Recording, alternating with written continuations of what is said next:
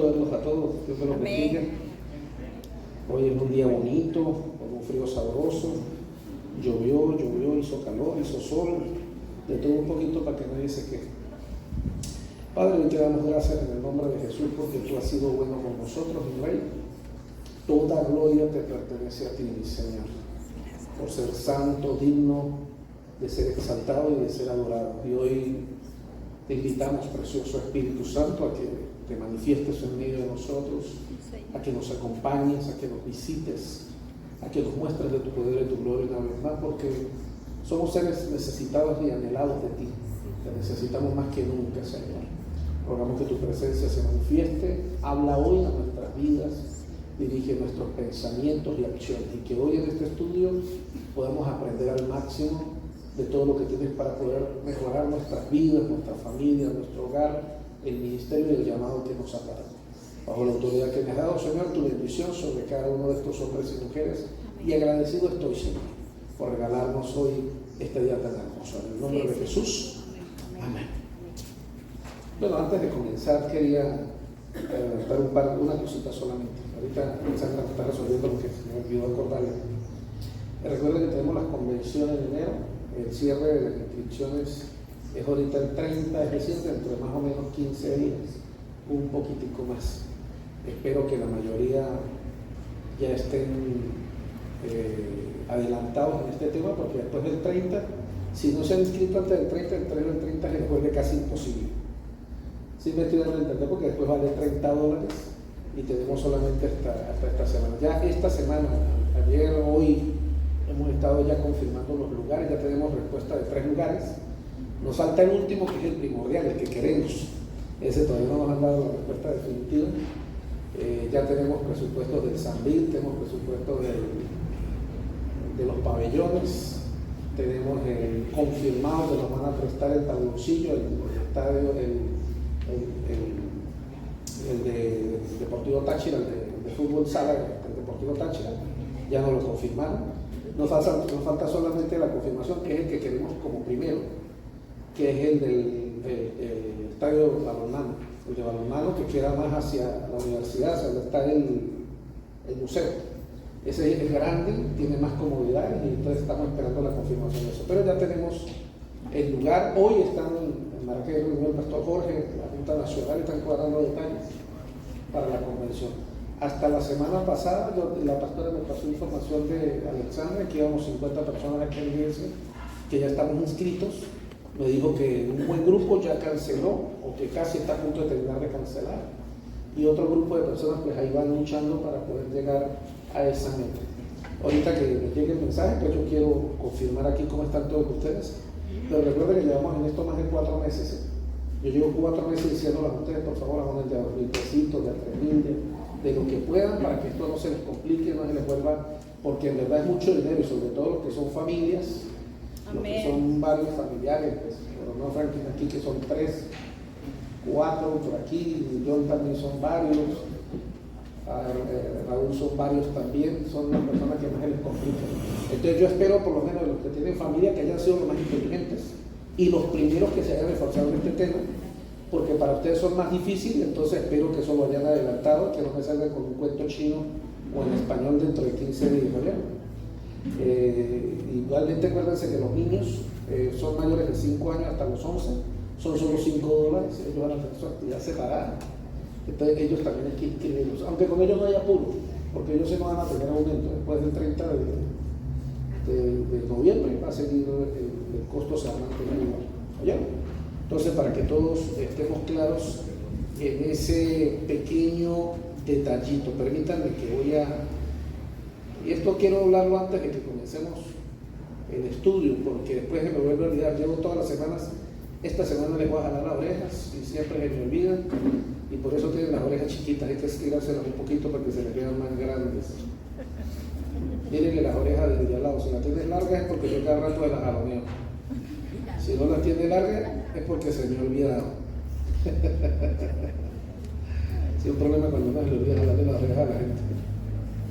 Bueno, Alexandra está por ahí viendo cómo me lo manda. Ahora lo entramos en eso.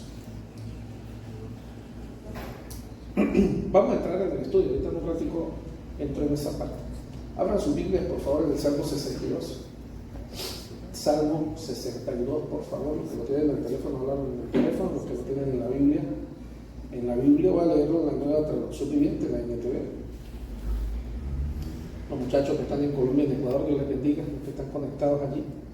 Amén. Ahora subimos, por alguna situación de XY, subimos el estudio para que quede en las redes sociales, en YouTube, que es subido, y ustedes lo puedan compartir con las demás personas o con sus contactos. Salmo 62. Vamos a leer del verso 1 al verso 8 en la Nueva Traducción Viviente. ¿Quién lo encontró puede decir amén? Muy bien. Dice así la palabra del Señor, si usted lo tiene allí, maravilloso. Leo en el nombre del Padre, del Hijo y de su Santo Espíritu. Espero en silencio delante de Dios, porque de Él proviene mi victoria. Solo Él es mi roca y mi salvación, mi fortaleza donde jamás seré sacudido. ¿Cuántos enemigos contra mí? ¿Cuántos enemigos contra un solo hombre? Todos tratan de matarme, pero para ellos no soy más que una pared derribada o una valla inestable. Piensan derrocarme de mi alta posición, se deleitan en decir mentiras sobre mí. Cuando están frente a mí me elogian, pero en su corazón me maldicen. Que todo mi ser espere en silencio delante de Dios, porque en Él está mi esperanza. Solo Él es mi roca y mi salvación, mi fortaleza donde seré sacudido. Mi victoria y mi honor provienen solamente de Dios. Él es mi refugio, una roca donde ningún enemigo puede alcanzarme. Oh pueblo mío, confía en Dios de todo momento. Dile lo que hay en tu corazón, porque Él es nuestro refugio. Amén. ¿Lo tienen ahí? ¿Me están siguiendo? Los que lo leyeron en la Reina Valera, pues es lo mismo, simplemente unas palabras diferentes. El contexto histórico aquí que podemos encontrar, que primero es todo el autor de este salmo, parece ser un salmo compartido. Un salmo principalmente se llama un salmo de David, pero dentro de las estrofas parece haber algunas apreciaciones de otro de los discípulos de David, que también era un cantor importante. Creo que el título debe decir Jerotún, algo por el estilo. ¿Cómo? Jerotún. Ese, me acordé, porque no lo tengo aquí en la nota. Él se menciona allí. Entonces recuerden que los salmos, para que no se le olvide ninguno y lo tengan claro, los salmos son cánticos, son canciones. Simplemente que son canciones según la cultura hebrea. Para nosotros suena difícil a veces cuadrar que esto pueda ser una canción, pero son canciones en la cultura hebrea. Igual cuando usted lee los proverbios, que son proverbios, son poemas de Salomón, y a veces nos cuesta entenderlos, porque están basados en una cultura diferente a la nuestra, pero extraemos de allí lo que el Señor nos quiere enseñar. Este salmo escrito por David parece que compartido, es un cántico. Es bueno que lo tengamos claro aquí. En el contexto histórico. ¿Me pueden eliminar ese teléfono, por favor? ¿Quién se le olvidó quitarle? Que tiene rato, que suene. Gracias. Ayúdale ahí. Para que le puedan retirar el volumen, simplemente, gracias. El contexto que está allí mencionado es que David escribe este salmo en uno de los momentos más críticos de su vida. Su hijo Absalón, que quiere tomar el trono a la fuerza, lo está persiguiendo para matarlo. En la historia usted debe recordar que David huye de la ciudad, huye de Jerusalén, y no solo, con él se van todos, su séquito, se va todo el pueblo que lo respalda, se va con él. Un buen grupo se va con él, y Absalón junto con sus ejércitos lo están persiguiendo para matarlo. Yo quiero que solamente para comenzar aquí a tener una idea de general de lo que está ocurriendo, usted se imagine cómo se podría sentir un padre cuando su hijo, su propio hijo de su propia sangre, lo está buscando, y no solamente para derribarle o quitarle el trono, sino para matarlo. Porque si hay algo específico en la historia de Absalón, es que Absalón odiaba a su padre. Razones, sí, tenía muchas razones. David, si algo tenemos que tener claro en la Biblia, en la palabra de Dios, es que la Biblia nos enseña que David no fue el mejor de los padres. De por sí fue muy mal padre. Yo no encuentro referencia en la Biblia de David como buen padre. David fue bueno en todo, pero como padre se equivocó en todos los aspectos, cometió muchísimos errores, fue un mal padre. Por eso, aunque Dios lo amaba y Dios lo perdonó por todos sus errores, aquí viene una enseñanza muy interesante, y es que las consecuencias de nuestros errores, tarde o temprano, siempre nos van a alcanzar. ¿Alguien entiende de qué estoy hablando? Sí, amén. No importa, es verdad, Dios nos perdona, cometemos errores, Él nos bendice, Él rompe esa parte de la maldición que está sobre nosotros, pero cuando nosotros cometemos errores en la vida, debemos recordar que siempre esos errores repercuten en otras personas, hieren el corazón de otras personas, lastiman a otras personas. Entonces nosotros no solamente podemos simplemente pedirle perdón a Dios cuando hemos cometido un pecado o un error, también debemos corregirlo con la gente y tratar de, la palabra que aparece en la Biblia se llama restitución, tratar de restituir en lo que sea posible el daño que hemos causado. Amén. Y de esa manera que haya sanidad en el corazón de los que hemos lastimado. ¿Me estoy dando a explicar? Entonces, si algo a mí me enseña David, uno, queda el corazón como el de Dios, algo muy lindo, tener un corazón sano, hermoso, delante de Dios. Y creo, según la historia, según lo que leo en la historia, cuando estudio la historia de David, David cuando es mayor trata de acercarse a sus hijos, pero era demasiado tarde. Sus hijos ya, su corazón se habían desviado de Dios y estaban totalmente llenos de odio y de rencor. Nunca olviden algo que les he enseñado y en la psicología está bien claro y bien definido. Somos influencia absoluta en la vida de nuestros hijos hasta los 10 años. Después de los 10 años ya nosotros no influimos en nuestros hijos, o muy poco influimos en nuestros hijos. Todo lo que sembremos en un niño antes de los 10 años lo va a marcar para toda la vida. Ojo, lo bueno y lo malo. Y también lo malo. Entonces, todo lo que vive un niño antes de los 10 años lo va a marcar para toda la vida, en su relación con Dios, en su relación con sus padres, en la relación con la gente a su alrededor. Por eso es que esa es la etapa más importante en la vida de un niño y debemos cuidar mucho a los niños. Los que tienen hijos pequeños, cuiden mucho a sus hijos, cuiden a sus nietos, deben tener un corazón sano y saludable, deben ser muy bien protegidos hasta esa edad. No quiere decir que después los vamos a descuidar, sino que hasta los 10 años de edad aproximadamente es donde tú eres el superhéroe eres el Superman y eres la mujer maravilla de tus hijos. Es decir, para tus hijos antes de los 10 años tú eres lo máximo. Y cualquier cosa que tú digas en esa edad, mi papá habló Dios. Así como a veces uno le acercan y le dicen a uno, uy pastor, lo que usted diga es la voz de Dios. Sí, pique, cómo no, mientras le convenga. Pero en los niños no, por lo menos hasta los 10 años eso es así. Pero después de los 10 años el niño empieza en un proceso de aprendizaje y de desarrollo mucho más avanzado que lo lleva a empezar a cuestionar la autoridad de sus padres, lo lleva a cuestionar las opiniones y las definiciones de sus padres. Entonces cuando el niño a partir de los 10 años empieza a darse cuenta si papá o mamá no viven conforme a sus palabras y empiezan a darse cuenta que papá y mamá son hipócritas, son falsos, no se las saben todas, no es tan perfecto como yo pensaba, y conforme la edad va aumentando, la influencia sobre nuestros hijos se va perdiendo.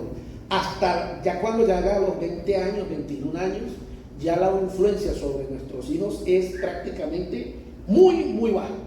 Y solamente nos obedecen por punte, gritos, amenazas y lo que sea, pero en verdad ya no nos están parando. Usted está hablando y el hijo está mirando para otro lado y pensando en comiquitas y ya usted no le está prestando atención. Eso es algo que todos tenemos que tener claro. En la historia de David, o en el salmo que yo estoy viendo hoy, donde Absalón, que es uno de los hijos de David, lo busca para matarlo, y de la manera en que lo busca es porque lo odia. Es decir, no pudo sacar su corazón por la herida de su papá. Y si ustedes recuerdan, la herida más grave que vivió Absalón en su corazón fue cuando otro de sus hijos, violó a otra de sus hijas. Y Absalón se enteró de esto. Absalón fue y le puso la piedra a su papá, y su papá, para proteger al que había hecho el daño, simplemente guardó silencio y no hizo absolutamente nada, no hubo corrección. Y ese muchacho en esa edad se sintió lleno de odio con su papá por los errores de su papá. A veces los padres, por cuidar a los hijos, les tapamos los errores. Y ojo con lo que hacemos, porque cuando tapamos los errores de nuestros hijos, también estamos lastimando a la gente. Y si tapamos los errores de nuestros hijos, lo cual es un pecado, tapar el pecado de otros es un pecado igual. Y tapar el pecado de nuestros hijos, dañamos el corazón de la gente alrededor y también dañamos el mismo corazón de nuestros hijos porque no les enseñamos responsabilidad. Por eso muchos hijos, cuando crecen en la adultez, necesitan que sea la Guardia Nacional, la policía y las autoridades las que les enseñen respeto a la autoridad, porque sucede que sus padres nunca les enseñaron a respetar la autoridad de las personas mayores. Entonces, por eso es que vemos mucho, sobre todo en esta generación, muchos jóvenes que tienen un policía o un guardia, quien sea, y se les hace fácil faltarles el respeto, ser groseros. Y ese no es el problema es cuando los agarren. Y ahí les van a enseñar lo que es respeto y lo que es autoridad. Y Dios quiera que salgan con vida y con una confrontación con ese tipo de personas que en su mayoría son personas malas. Estoy claro en lo que estoy diciendo, muchachos, Señor, lo que estoy mencionando. Por eso la Biblia habla de la corrección a los hijos. Y no habla de maltrato físico ni emocional, habla de corrección, que es algo totalmente diferente. Pero para nosotros nos enseñaron en nuestra cultura latina que corregir a nuestros hijos es agarrarlos a palos, es agarrarlos con una cabilla, es darles con no sé qué, arrancarles las uñas si es posible, pero que aprendan para que se vuelvan hombres de bien y mujeres de bien. Eso se llama maltrato físico y emocional, eso no es corrección. Corregir a los hijos es cuando primero somos un ejemplo para ellos. Y entonces cuando ellos crecen, no nos ven como hipócritas y falsos, sino nos pueden ver como personas que, aunque no nos las sepamos todas, somos reales y existimos.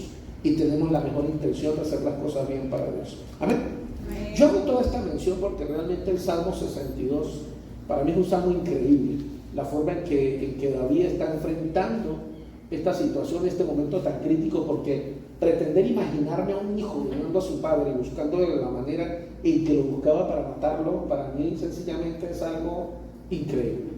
Y David aún así, usted lo van a encontrar no solamente en el Salmo, sino en la historia, que David trataba siempre de justificar a Absalón.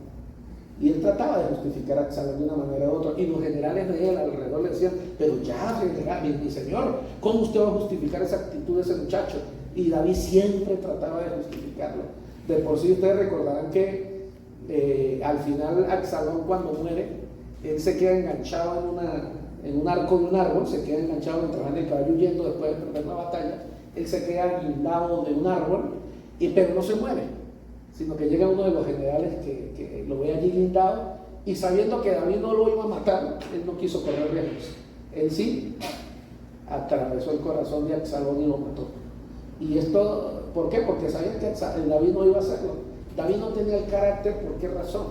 Porque David había fallado con sus hijos en la niñez, y como había fallado con los hijos en la niñez, no tenía carácter para corregirlos cuando ya eran adultos o mayores. Y esto es lo que pasa cuando cometemos esos errores. ¿Me están siguiendo aquí a lo que hablo? Muy bien. Vamos a aprender un poquito más de la historia de David. David expresó, si hay algo que me gusta del rey David, es que David expresaba sus sentimientos y sus emociones. En todos los salmos que él escribió, él expresa cómo se siente. Cuando está alegre, grita, los salmos son brinco, me quito, todo, salto de alabanza, de adoración. Cuando estaba triste habla de tristeza, cuando estaba deprimido habla de la depresión. Pare de contar, él siempre manifestaba sus emociones. Pero en este salmo, más allá de manifestar sus emociones, él también reafirma su fe. Es decir, él manifiesta cómo se siente, pero en ningún momento, aunque manifiesta cómo se siente su corazón, él se desconecta de Dios, sino manifiesta su confianza absoluta en nuestro Dios. Mis amados, la oración puede liberar nuestras tensiones en momentos de estrés emocional. La oración es una de las herramientas más importantes que tenemos los hijos de Dios, porque la oración nos permite hablar con Dios y también nos permite expresar lo que está dentro de nuestro corazón y liberarlo delante de Dios. La oración, se ha demostrado en estudios que han hecho sobre este tema, que las personas que tienen el hábito de la oración son un 30 o 40% menos propensos a tener ataques de ansiedad y a sufrir ataques cardíacos. Usted se puede imaginar eso. ¿Por qué? Porque sucede que la oración es una vía de escape emocional y que crea una confianza de seguridad en la persona que la practica. Usted sufre de ansiedad, usted tiene algunos problemas con la ansiedad, tal vez debería practicar un poquito más la oración. Amén. Confiar en Dios como nuestra roca, como lo dice el verso número 2, como salvación y fortaleza, cambiará por completo nuestra visión de la vida. No importa lo que esté pasando a nuestro alrededor, si nosotros podemos confiar en Dios como nuestra roca y fortaleza, nosotros podemos estar confiados en que esto que estoy viviendo hoy, tarde o temprano, va a pasar. Y cuando pase nuevamente, yo podré estar en el lugar donde debo y quiero estar. Me gusta recalcarlo y resaltar, y siempre lo hablo en todas las conferencias, y les digo a ustedes que nuestra vida siempre es como un sub y baja, que nuestra vida es como ¿cómo se llama? Una montaña rusa. Unos días las cosas están bien y otros días tal vez no están tan bien. Unos días puede que estemos bajo mucha depresión, pero llegarán días donde otra vez estaremos muy contentos, muy felices. Por eso, si así es la vida, porque así es la vida, yo debo aprender a disfrutar cada momento de mi vida. Debo aprender a disfrutar cada momento de alegría y felicidad, porque yo sé que todos los momentos de felicidad no duran para siempre. ¿Alguien me captó lo que estoy diciendo? Si hoy aquí está contento, usted está contento por algo que logró, alcanzó, recuerde que eso no dura para siempre. Eso también se acaba. Pero también la buena noticia es que los momentos de tristeza, los momentos de depresión, esos también tienen punto de clausura. Ellos no duran para toda la vida, también se acaban. Entonces, sea que hoy yo esté pasando por depresión, sea que hoy yo esté pasando por un momento triste, sea porque hoy perdí a alguien amado y me siento solo o vacío, usted debe entender que eso es una emoción que Dios nos permite, que va a tener un punto de caducidad, que va a acabar en algún momento. Y cuando ese momento se acabe, la vida va a empezar a ir otra vez en el sentido superior. Y entonces otra vez volveré a sentir alegría, gozo, felicidad. Hoy en algunos negocios me salieron mal, no tengo plata, quedé endeudado, pero eso no dura para toda la vida. En algún momento salgo de eso y otra vez voy a volver a tener un poquito de extra para comprarme otra vez aquello que quería. Y si hoy me pude comprar lo que quería, los zapatos que quería, el pantalón que quería, lo que deseaba, no se emocione tanto porque pronto eso se va a pasar otra vez. Entonces, ¿qué quiere decir esto, pastor? Entonces, ¿qué sentido tiene la vida? El verdadero sentido de la vida está en aprender a disfrutar cada momento como único.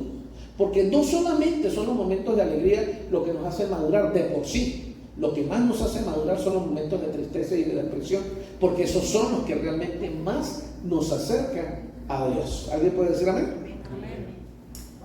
Una de las cosas más difíciles que debemos hacer como cristianos, y que debemos hacer, es aprender a esperar en Dios.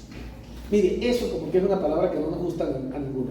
Aprender a esperar en Dios. Dígale por favor a alguien a su lado, aprenda a esperar en Dios. Ahora, ¿por qué es tan difícil aceptar esta palabra? Porque cuando nosotros decimos aprender a esperar en Dios, lo primero que relaciona nuestra mente es: tengo que quedarme sin hacer nada. Y esto es una mala interpretación, y sobre todo para aquellas personas que son demasiado activas, que no pueden quedarse quietos, que necesitan todos los días tener las manos moviéndose, los pies para arriba, los pies para abajo, que miran para un lado, miran para el otro. Y yo sé que hay algunos de ustedes así que son así. Y eso necesariamente no es malo, es parte de su temperamento. Pero decirle a una persona que es súper activa, que tiene que aprender a esperar en Dios, lo primero que se imagina es: me tengo que sentar y quedarme quieto, como cuando era niño y lo castigaban a uno y oreja de burro y quédese frente a la esquina de la pared. No sé si algunos lo hicieron cuando estaban niños en la escuela. Bueno, y eso debe ser traumático y terrible. Eso es fuerte, pero en verdad, esperar en Dios no se refiere a eso. Es una muy mala interpretación de la Biblia. En este salmo, la palabra esperar tiene un significado diferente al que usted y yo nos imaginamos. Y es que la connotación que tiene este salmo es que debemos aprender a hacer una pausa para recibir instrucciones. Repito, esperar en Dios, lo que David trata de enseñarnos en este salmo cuando él dice espero en Dios, la palabra esperar en Dios significa hacer una pausa para recibir instrucciones. Es decir, me detengo, me paro, porque tal vez lo que no nos damos cuenta es que cada uno de nosotros en la vida andamos como un tren desbocado o como un caballo desbocado. Andamos, hacemos, decimos, hablamos, pero nunca nos sentamos a parar. ¿Por qué estamos haciendo las cosas? Pues ¿para qué? Tendemos a creer que el estar ocupado siempre es ser útil, y no es así. Ser útil es cuando yo hago lo que me mandan a hacer, y ser útil es cuando yo hago lo que necesito hacer. Cuando yo me lo paso ocupado, óigame, la mayoría de las veces estoy perdiendo el tiempo, porque a veces simplemente estamos haciendo cosas que no traen beneficio de ninguna manera. Entonces, cuando el Señor dice, o el Señor te diga y te hable, espera en mí, vamos a hablar. Recuerdo cuando el Señor una vez me lo dijo así. Yo le he contado el testimonio, nunca el Señor me había hablado por medio de un predicador desde el altar, y ese día el predicador se paró en medio de la predicación y de repente en medio de todos miró y dijo: Fran Vargas. Y yo, uy, no es que me conocía, si no me asustó más todavía. Así te dice el Señor. Y yo dije, listo, hoy es el día en que el Señor me va a hablar. Métete en oración, que necesitamos hablar. Ya. Yo ese día entendí algo. El Señor me dijo, ya va, cálmate, párate, tómalo con descanso, vamos a conversar. El problema es que no entendemos lo que significa la palabra esperar en Dios. Es que queremos hacer tanto y estamos haciendo tanto que dejamos de escuchar al que dirige nuestras vidas, que se supone que es Dios.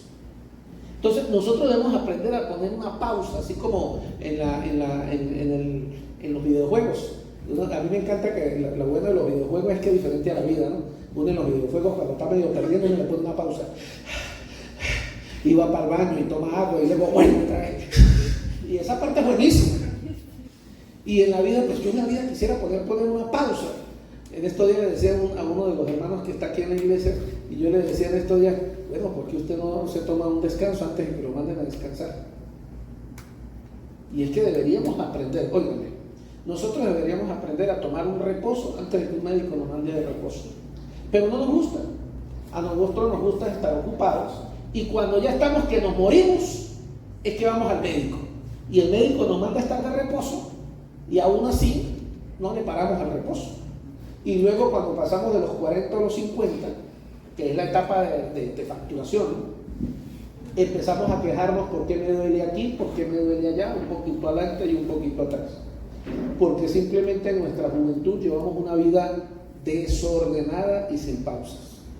Por favor, dígale a alguien, aprenda a colocarle pausa a su vida.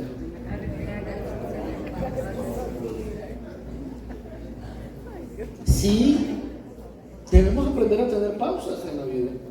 Mire, yo también soy un hombre que cuando me ocupo. Pero también soy un hombre que cuando se me presenta la oportunidad, me quedo en mi cuarto a ver televisión. Se me presentó la oportunidad, yo no me mato la vida. No, los problemas que tengo no los puedo solucionar. El problema es que a veces no nos damos cuenta y todos creemos que lo podemos solucionar.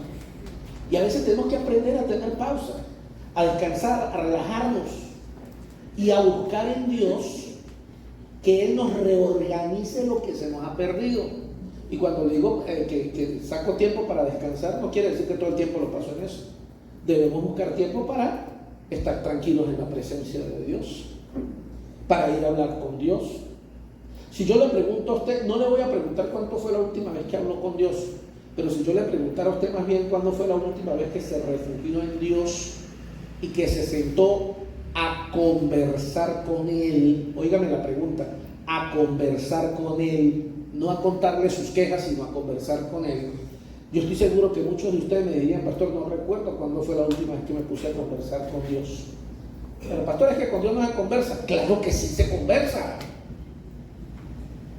Porque cuando a mí el rey David me está diciendo que debo saber esperar en Dios, es que él lo que está diciendo es, cálmate, respira profundo y no te muevas hasta que Dios no te dé la siguiente instrucción, hasta que Dios no te diga qué es lo que tienes que hacer. Porque normalmente, óigame bien lo que le voy a decir, normalmente cuando nosotros, los seres humanos, hacemos las cosas sin la dirección de Dios, ¿qué es lo que la mayoría de las veces pasa? Dígalo con censura A.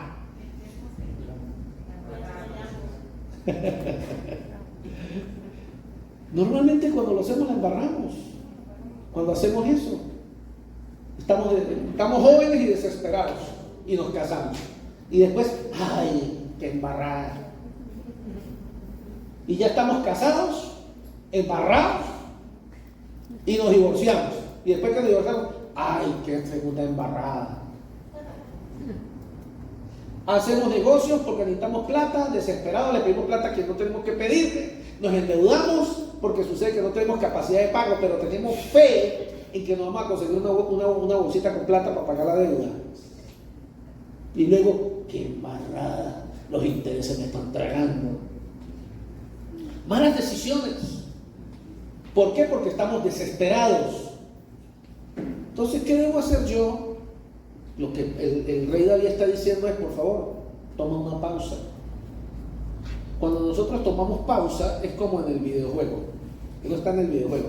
A mí me encantan los videojuegos también, una mente de y la mente de uno está volando, pero hay un momento en que está cansado y tengo sed, me están ganas de hacer pipí, te pongo pausa, ¡pim! Me voy para el baño, hago pipí, me tomo una agüita, hasta como, y hasta echo una dormida. El juego está ahí parado, mientras no sea en línea con otra persona que está en línea. Y ya cuando agarre fuerzas, ahora sí, venga para acá, que ya estoy otra vez frescolito. Eso en realidad es lo que pasa cuando tú decides tomar una pausa en tu vida con Dios. Estás cansado, estás agotado, y si necesitas buscar de Dios, busca de Dios. Refúgiate en Dios, que vas a ver que cuando vuelvas, vas a ver el juego mejor, porque el juego va a estar en el mismo lugar y el problema que no encontrabas, tal vez ahora con la mente fresca lo vas a empezar a ver. Y lo otro que tengo que agregar allí es que cuando podemos recibir las instrucciones de Dios en ese tiempo de descanso, a veces las instrucciones de Dios son simples, son muy sencillas. Una vez pasando por una situación muy grave, muy difícil, orando al Señor, ¿qué hago, Señor? ¿Qué hago? ¿Qué hago? ¿Qué hago? ¡Háblame, Señor! Y el Señor me habló y me dijo, así te dice el Señor, me dijo un siervo de Dios. Ay, yo para orar, ¿qué? No hagas nada.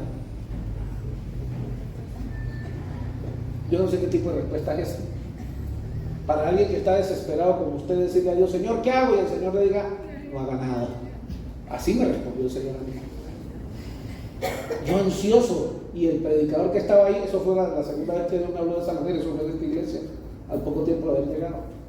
El predicador que estaba en medio de la prédica se paró, Pastor Fran, así te dice el Señor. Yo, aleluya, el Señor me va a hablar, ahora sí me va a hablar. El Señor te dice, no hagas nada. Esta es mi batalla y yo me encargo de todo. Pero yo quería hacer. ¿Por qué? Porque el problema del ser humano es que nosotros queremos todo resolverlo con nuestras propias manos.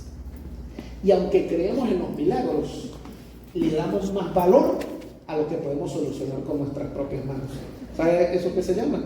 Eso se llama orgullo. Suena bonito decir, Dios salvó mi matrimonio. Aleluya. Pero tal vez alguien preferiría decir, cuando yo arreglé mi matrimonio, cuando yo le puse el carácter a mi mujer y los problemas se acabaron, cuando yo me le puso duro a mi marido y le puse 4 letras en la frente y él se puso serio y se salvó nuestro matrimonio. En verdad eso suena más interesante de decir, pero a veces hay cosas que Dios puede solucionar cuando nosotros lo dejamos. A veces no es que tanto yo peleo o que tanto yo hago. A veces la mejor solución es cuando yo no hago nada. Y cuando Dios me dice que no haga nada, es porque sucede que lo que estoy haciendo está empujando para atrás la situación. La estoy embarrando. Porque la estoy viendo solamente desde el punto de vista humano y estoy olvidando el punto de vista espiritual de toda esta situación.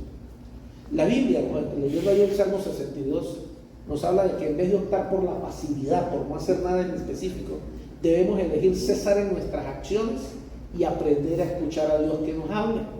A veces el Señor guarda silencio por un tiempo, pero siempre que Dios guarda silencio, oiga lo que le voy a decir, siempre que Dios guarda silencio es con un propósito. Cuando Dios no me habla, cuando Dios no me responde, es porque hay un propósito. Conocer el momento perfecto. Dios conoce el momento perfecto en que tenemos que actuar. Y hasta que llegue ese momento, tenemos que aprender a quedarnos quietos, callados, en silencio, y simplemente actuar cuando Dios nos habla.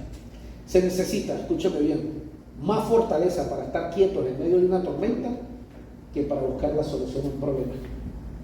En español, es más fácil buscarle la solución a un problema que quedarse quieto en medio de una tormenta o de una situación difícil. Mire, cuando tiembla la tierra, ¿cuántas personas son capaces de quedarse quietas simplemente mientras está temblando? Cuando hay un incendio, cuando hay una cosa, el 99% de las personas cuando tiembla lo primero que se hacen es la cruz. Y luego acuerdan que son evangélicos. Y le piden al perdón, Señor, por eso uso la cruz. La mayoría de la gente cuando hay un temblor lo primero que hacen es salir corriendo y no analizan. Cuando hay un accidente en un vehículo, lo primero que un accidente que usted va a ver, un caucho se pincha, el 99% de la gente lo que hace es pinchar el freno. Se le explotó un caucho y lo primero que hacen es pinchar el freno. Primero porque no saben que no deben hacer eso, y segundo porque eso es desesperación. Piensan que el problema acabó de empezar y se va a solucionar más rápido mientras más rápido frena el carro, y sucede que es todo lo contrario. El frenar el carro provoca un accidente. Sea que tú vayas manejando moto, sea que tú vayas manejando un carro, cuando se explota un caucho no debes frenar, no debes utilizar el freno, por lo menos no de golpe en el primer momento, porque en el momento que frenes el carro se te va a ir de medio lado, dependiendo si es el caucho de adelante o el caucho de atrás. Si es una moto y se te pincha el caucho de adelante y tú frenas de golpe, te vas a ir de trompa. Y si es el caucho de atrás, la moto se le va a ir para un lado y se va a estrellar también. Y si un carro se le pincha el caucho de atrás y usted frena de golpe, el carro también se le va a ir de medio lado y le va a empezar a dar vueltas en la carretera. Pero el problema de nosotros es cuando tenemos un problema, es que todos queremos resolverlo de inmediato. Mi papá me enseñó cuando estaba niño, antes de que yo manejara, y lo aprendí hace mucho tiempo con respecto a los benditos policías acostados que habían en Barinas, en calle Barinas. Antes no había, años atrás no existía la autopista esa larga que hoy día uno recorre, que es más aburrida.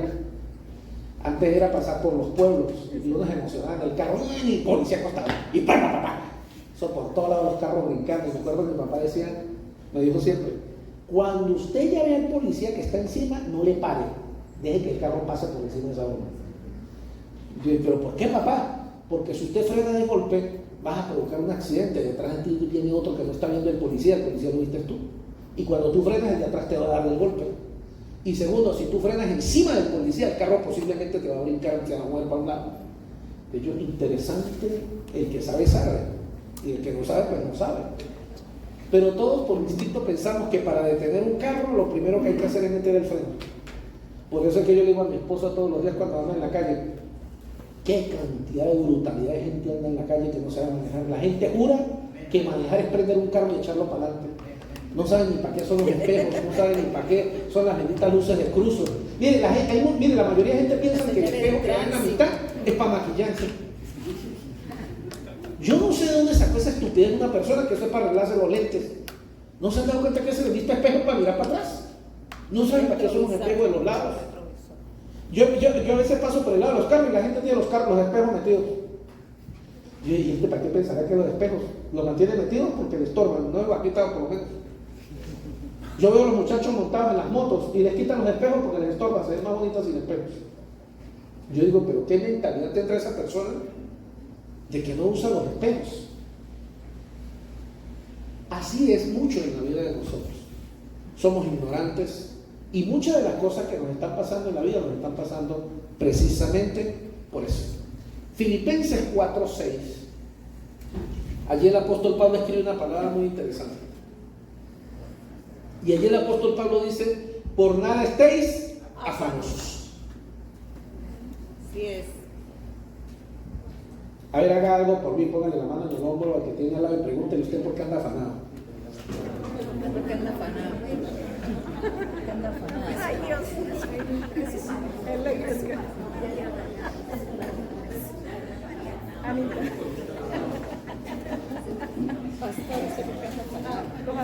¿Qué es lo que usted no tiene afanado? ¿Qué es lo que usted no tiene afanado? Es una pregunta. ¿Qué es lo que me está afanando? Pero el apóstol Pablo dice, por nada estáis afanosos. Ahora, ¿cómo el bendito apóstol Pablo va a decir que por nada estáis afanosos? Claro, él no conocía mi problema, pastor. Si él hubiese conocido las deudas que yo tengo por pagar, no se atrevería a decirme eso. Una vez fue algo similar, una conversación con un líder aquí en la iglesia hace muchos años, y el líder estaba ya a punto de explotar, y cuando yo le dije eso, terminó de explotar. Claro, no, que usted no es el que tiene las deudas, pastor, yo soy el que tengo las deudas, tan frescolita, yo me tengo que pagar para pagar, y usted me dice que no me preocupe. Explotó el hombre, y explotó. Y así andamos muchos en la vida. Y entonces, ojo, terminamos explotando con la esposa, terminamos explotando con los hijos, terminamos explotando con quien menos tiene que ver, porque estamos afanados y afanosos con la situación que estamos viviendo o estamos padeciendo. Óigame, debemos esperar en silencio sin quejarnos, lo que significa que debemos tener paciencia. ¿Y a cuántos les gusta tener paciencia? No, esa hermana no la conozco. Miren, muchos de ustedes que están aquí detestan la palabra paciencia, pero si ustedes supieran que en la Biblia, La paz. en la palabra de Dios, una de las más grandes virtudes que abre puertas y bendiciones del cielo es la paciencia, ustedes tendrían un pensamiento muy diferente a lo que estoy hablando. Si hay una virtud en la Biblia que aparece en la Biblia que desata grandes bendiciones, es la paciencia. Pero no, nosotros no nos gusta la paciencia. Cualquier cosa menos tener que esperar. Porque para nosotros esperar es perder el tiempo. Pero ¿por qué esperar tiene que ser perder el tiempo? ¿Por qué mientras esperamos no podemos aprovecharlo en otras cosas?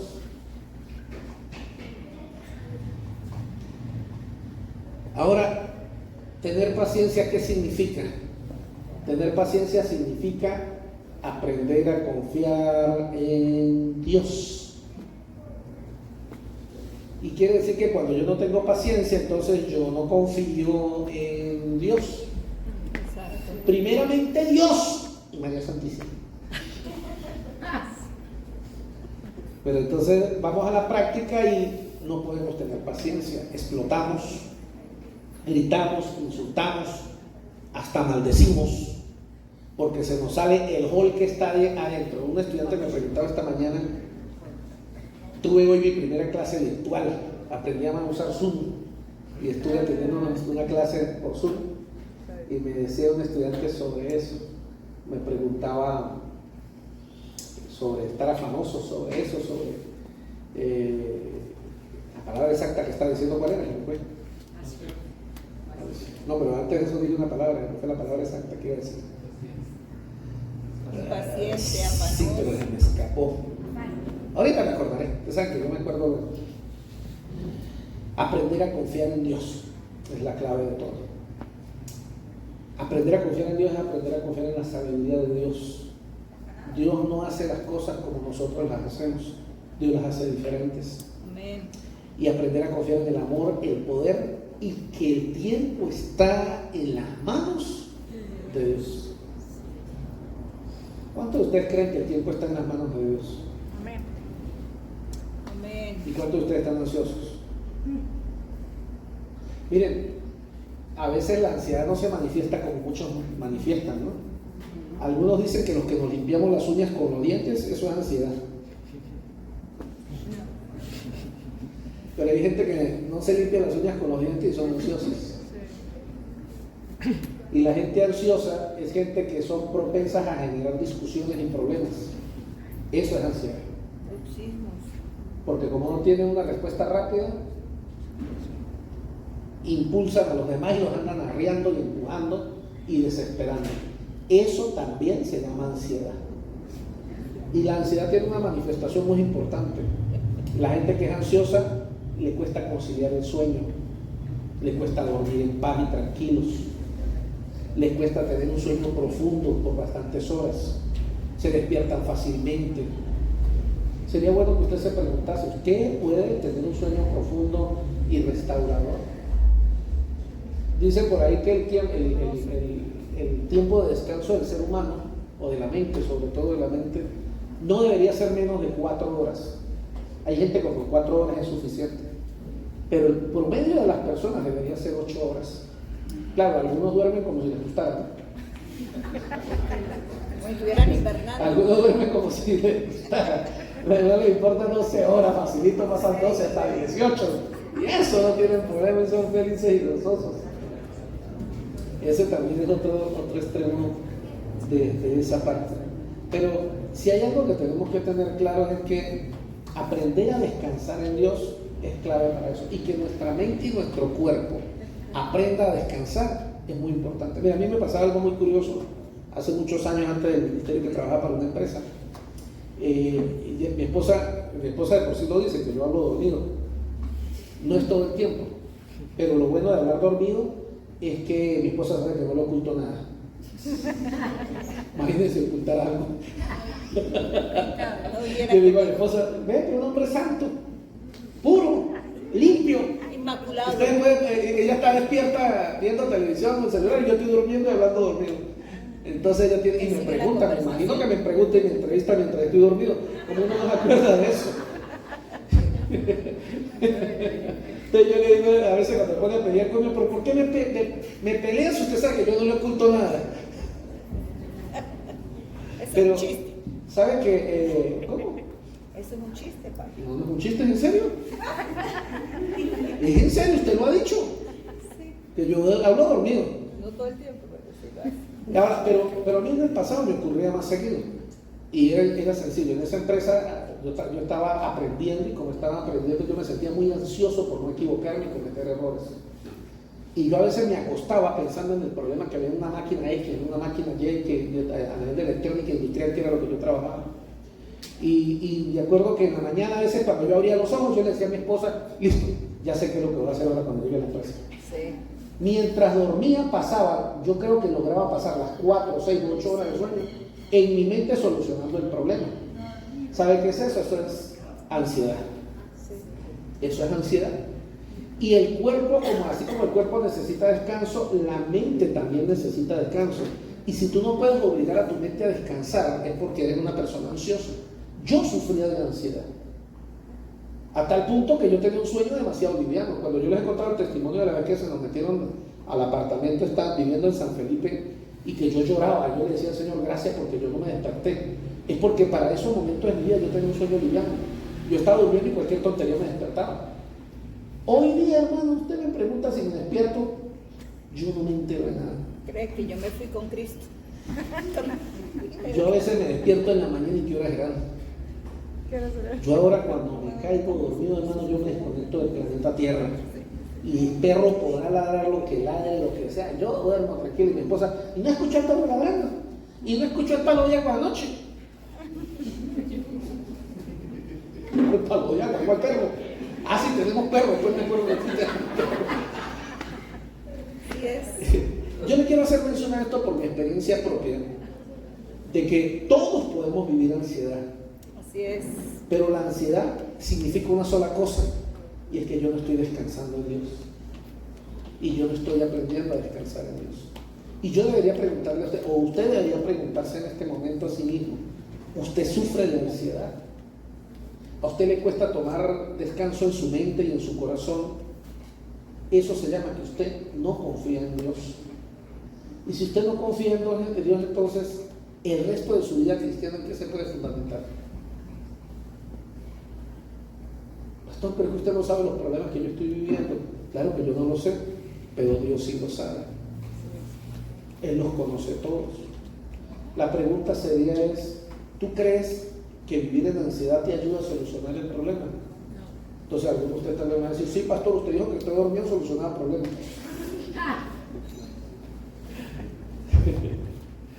Sí, pero no. Sí, pero no. ¿De qué vale que tú soluciones un problema y tu vida se está destruyendo y envejeciendo? ¿Sabe qué destruye la salud del cuerpo? Cuando la mente no puede descansar. Así es. Si a ti te cuesta descansar en tu mente, te estás envejeciendo antes del tiempo.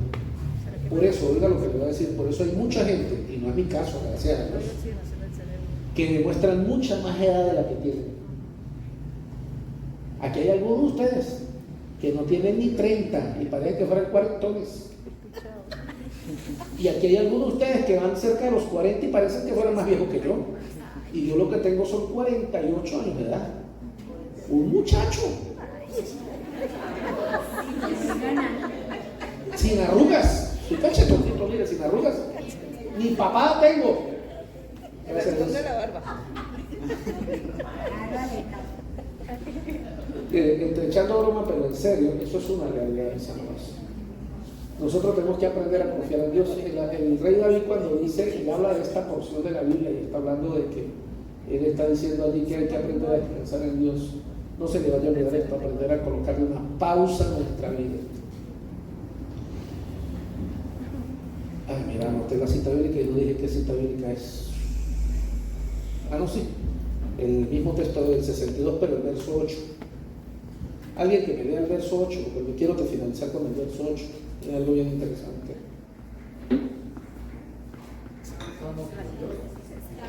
Claro que estamos aquí ahora. ¿Qué dice el Salmo 8? El verso 8. Dígale que se lo prenda, ¿no? Ese es Gerson que está dando gallo, mire. Lo quería ver a usted hablando sin volumen. Ese Gerson sí pasa. Esperad en él en todo tiempo, oh pueblos, derramad delante de él vuestro corazón. Dios es nuestro refugio. Selah. Muy bien. Ahora alguien que me lea una versión que se entienda. La Reina Valera, ¿quién la tiene? Pues, entonces alguien que me lea la nueva traducción viviente.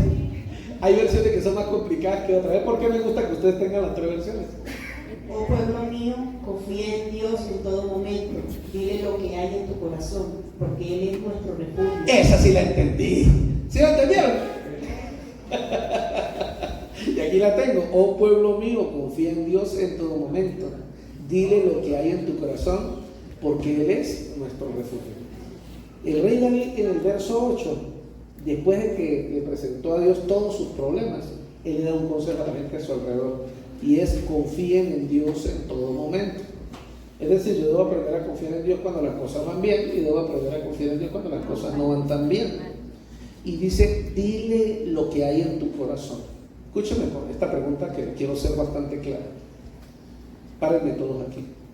Usted, cuando habla con Dios, usted le expresa en realidad todo lo que hay dentro de su corazón. Usted es alguien que es capaz de contarle a Dios todo lo que está en su corazón. O usted frena el contarle a Dios las cosas. Y esto yo tengo que decírselo porque estadísticamente la mayoría de los cristianos, cuando hablan con Dios, hacen el papel de tontos. Es decir, la mayoría de los cristianos tendemos a ocultarle a Dios cosas, como si Dios pudiéramos ocultarle algo. El rey David dice: dile lo que hay en tu corazón. ¿Qué hay en tu corazón hoy? ¿Tristeza? Bueno, sé sincero con el Señor. Señor, hoy estoy triste, hoy estoy achantado, hoy estoy mamado, estoy cansado, estoy molido, estoy deprimido, me siento como pa'l perro. Lo que estoy tratando de decirle a usted es que usted tiene que aprender a leer de su corazón a Dios. Amén. Porque cuando usted abre su corazón delante de Dios, primero usted se libera. Cuando la Biblia, la palabra del Señor dice, que el Señor dice: vengan a mí los que están trabajados y cargados, se está refiriendo a eso. Alguien que está trabajado y cargado debe llevar esa carga delante del Señor, y la única forma de soltar las cargas que hay en el corazón son con nuestros labios, abriendo y sacando lo que está en el corazón. Cuando yo no saco lo que está en el corazón, yo solamente sé que se sale lo que está en el corazón cuando lo expreso con mis labios. Lo que yo no expreso con mis labios no sale del corazón. Lo explico de otra manera. Yo no me libero de lo que está en el corazón con pensamientos. Pastor, es que el Señor conoce mis pensamientos. No, Señor, aunque Él los conoce, el diablo no. Satanás no conoce tus pensamientos. Y segundo, cuando tú hablas, liberas tu mente y sacas y liberas literalmente lo que te tiene prisionero. Por eso uno tiene que llevar a las personas, cuando uno está dando orientación, confiese con sus labios, declare con sus labios. Por eso el Señor dice que debemos declarar con nuestros labios que Él es el Señor de nuestra vida, arrepentirnos de nuestros pecados. Esa oración no vale cuando la hacemos en la mente, tenemos que hacerla con nuestros labios y de forma audible. Y el rey David le dice al pueblo: dile lo que hay en tu corazón. Ahora, ¿qué es lo que hay en su corazón? Decepción. Dígaselo al Señor. Así es. Pastor, pero me da pena, y si yo ofendo a Dios, ya estás ofendiendo a Dios por ocultarle cosas que Él ya sabe. Más bien saque lo que usted cree que está allí, y tal vez usted va a decir cosas que necesita expresar. Oiga, porque solo lo que se expresa es lo que se puede sanar. ¿Aló? Lo que no se expresa no puede ser sanado. Y a veces tal vez, oiga, con lo que le voy a decir, a veces tal vez hay que decirle a Dios lo que hay en el corazón. Y sabe que hay mucha gente que está decepcionada de Dios, y no porque Dios los haya decepcionado, sino porque ellos sienten que Dios los decepcionó. Y usted necesita expresarlo. Es que si se lo digo a Dios, lo voy a ofender. si ya Dios conoce tus pensamientos. Y tal vez usted puede decir, pastor, decirle a Dios eso. Tal vez hay que decirle a Dios eso, que tú no estás de acuerdo con la decisión que Él tomó. Miren lo que pasó en la historia de Jonás. ¿Te recuerdas la historia de Jonás? Dios le habla a este siervo maravilloso y dice, váyase que quiero salvar a tal pueblo. Ahí predique. Y Jonás fue y se montó en un barco y agarró para el otro lado.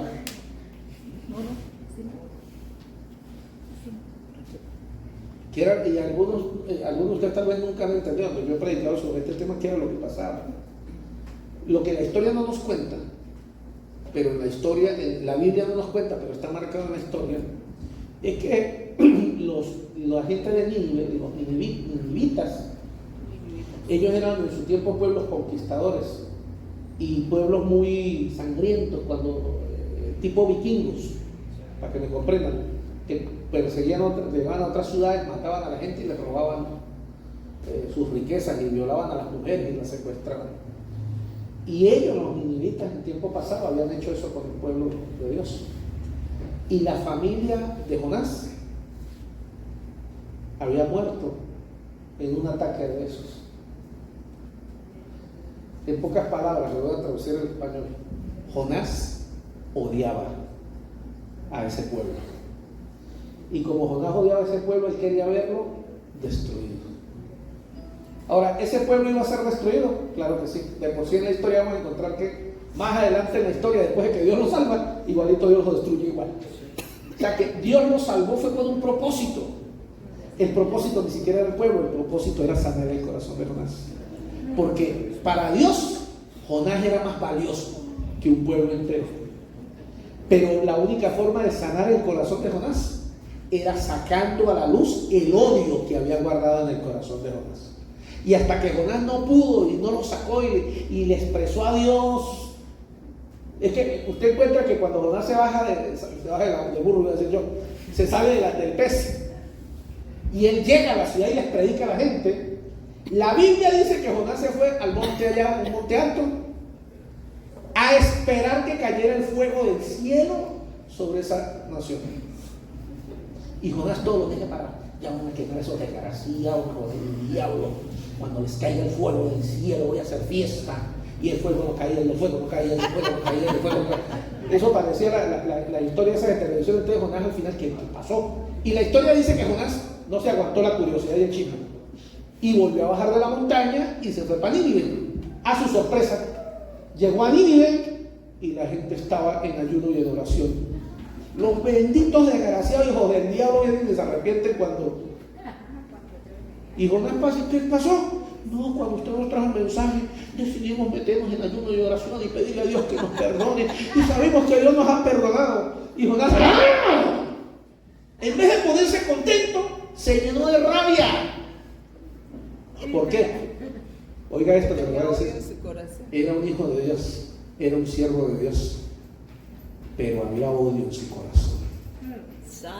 Yo me pregunto, ¿cuántos de nosotros le estamos sirviendo a Dios, estamos adorando a Dios y todavía dentro de nuestro corazón hay cosas que no hemos sanado? Y tal vez Dios está provocando situaciones en nuestro alrededor, porque Dios sí sabe que solo lo que saque a la luz es lo que puede ser sanado.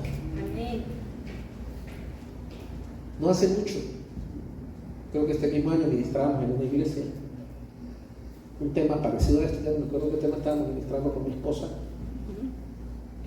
y un hombre allá, un grandotote así, tipo yo, un chamo grandote pero gordo, porque yo no necesito tanta. De repente en medio de la conferencia el tipo se cae y de rodillas, y eso pegaba unos gritos, lloraba y lloraba y lloraba. La conferencia era de algo de esto, ya no me acuerdo qué era, pero yo sé que era algo de sanidad. Y lloraba y moqueaba, eso no es donde chillaba. Y bueno, al final cuando estamos pasando los testimonios, él dice, yo quiero contar testimonio, pastor. Y él dice, pastor, hoy me liberé de una carga grande que había en mi corazón. Yo, ¿y eso qué pasó? Pude perdonar a los desgraciados chavistas del diablo. Y yo, ¿cómo así? No, pastor, yo tengo que ser sincero, yo tengo un odio terrible contra la gente. Esa gente Pero hoy entendí, dijo él así, hoy entendí que no podía ser así, que yo necesitaba perdonar para ser libre y para recibir lo que Dios tenía para mí. Amén. Y tal vez a usted le pueda dar risa, pero aunque usted no lo crea, hay muchísima gente con odio político en su corazón. Y yo me pregunto, ¿cómo alguien con odio, ocupando su corazón, puede recibir un mensaje de Dios? A veces Dios no nos puede hablar, y no es que no nos habla, es que no lo podemos escuchar. Porque todo nuestro cuerpo está amarrado a un sentimiento o a una emoción y no la queremos liberar. Y el Señor nos dice hoy, ven a mí si estás trabajado y cargado. Toma mi yugo que ligera es mi carga, y dame la tuya. Y serás perdonado y serás libre. Mis amados, por favor dígale a alguien, ponle una pausa a tu vida. Ponle una pausa a tu vida. Póngale una pausa a su vida. Póngale una pausa a su vida. Alguien dijo hoy ¿cómo es? En la comunicación moderna dicen, bájele dos. Bájele dos. Bajémosle dos a lo que nos está atando, porque, repito, a veces no es que Dios no nos está hablando, a veces es que no estamos prestando atención. Colóquese de pie y vamos a adorar al Señor. Podemos cerrar la grabación y dejar el enemigo